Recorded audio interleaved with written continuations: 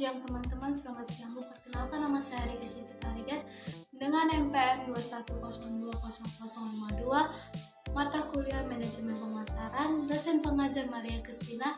Di sini saya akan menjelaskan satu materi selama perkuliahan, yaitu tentang memasuki pasar global.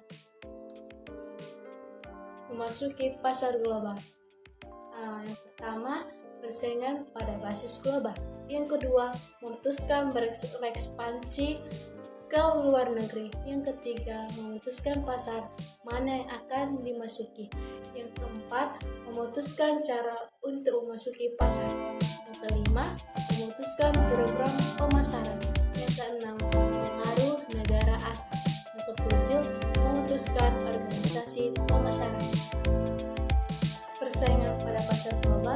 Bagi perusahaan dengan atau jenis apapun yang ingin mendunia, mereka harus mengambil sederajat keputusan seperti: yang pertama, memutuskan untuk berekspansi ke luar negeri. Yang kedua, memutuskan pasar mana yang akan dimasuki. Yang ketiga, memutuskan cara memasuki pasar. Yang keempat, memutuskan program pemasaran. Yang kelima, memutuskan organisasi pemasaran. Memutuskan untuk berekspansi ke luar negeri.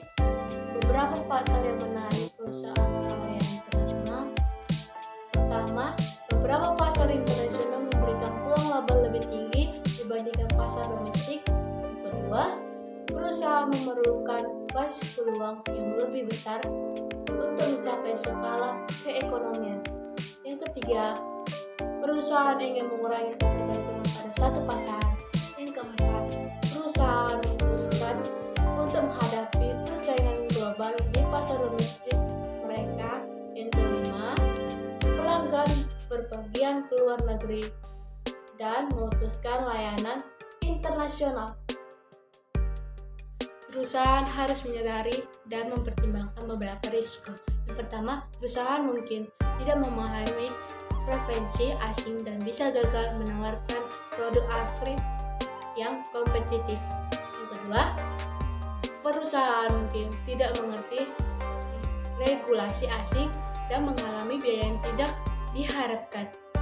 Yang ketiga, perusahaan mungkin kekurangan manajer dengan pengalaman internasional. Yang keempat, negara asing dan merubah hukum komersialnya, mendevaluasi mata uangnya, atau mengalami revolusi politik menyita profiti asing. Memutuskan pasar mana yang akan dimasuki. Saat memutuskan untuk berekspansi ke luar negeri, perusahaan harus mendefinisikan tujuan dan kebijakan pemasarannya. Beberapa perbandingan penjualan internasional dengan total penjualan yang mereka cari. Sebagian besar perusahaan memulai dari perusahaan kecil ketika berinvestasi ke luar negeri. Beberapa perusahaan berencana untuk tetap menjadi perusahaan kecil, sedangkan perusahaan lain memiliki rencana yang lebih besar. Memutuskan cara untuk memasuki pasar. Setelah perusahaan memutuskan untuk membidik negara tertentu, perusahaan harus memutuskan cara masuk yang baik. Pilihan luasnya adalah: yang pertama, ekspor tidak langsung. Yang kedua, ekspor langsung. Yang ketiga, mereferensikan. Yang keempat, joint venture. Yang kelima, dan investasi langsung. 5 strategi memasuki pasar inilah yang dapat dipilih satu beberapa lainnya. Memutuskan program pemasaran. Perusahaan harus meninjau elemen berikut dan menentukan nama yang akan mendapatkan pendapat atau biaya. Yang pertama, filter produk. Yang kedua, nama produk. Yang ketiga, warna. Yang keempat, bahan. Yang kelima, promosi penilaian. Yang keenam, media iklan. Yang ketujuh, nama merek. Yang ke-8, kemasan. Yang ke-9, pelaksanaan iklan. Pengaruh negara asal. Beberapa studi menunjukkan hal sebagai berikut. Pertama, orang sering bersifat eksentris dan lebih suka menggunakan produk dalam negeri mereka sendiri, kecuali mereka berasal dari negara yang kurang mampu. Yang kedua, semakin bagus citra suatu negara, semakin penting label Made in harus ditampilkan. Yang ketiga, dampak negara asal bervariasi dengan jenis produk. Konsumen ingin tahu di mana sebuah mobil dibuat tetapi tidak untuk minyak pelunasannya. Yang keempat, negara tertentu menikmati reputasi atas barang tertentu. Jepang untuk mobil dan elektronika, Amerika Serikat untuk memotivasi teknologi tinggi, minuman ringan, minuman, jeans, dan lain-lain. Yang kelima, kadang-kadang preventif negara asal dan meliputi seluruh produk negara tertentu. Memutuskan organisasi pemasaran, perusahaan mengelola aktivitas pemasaran internasional mereka dengan 3 cara. Yang pertama, melalui Departemen Ekspor. Yang kedua, divisi internasional. Yang ketiga, organisasi global. Studi kasus Nestle.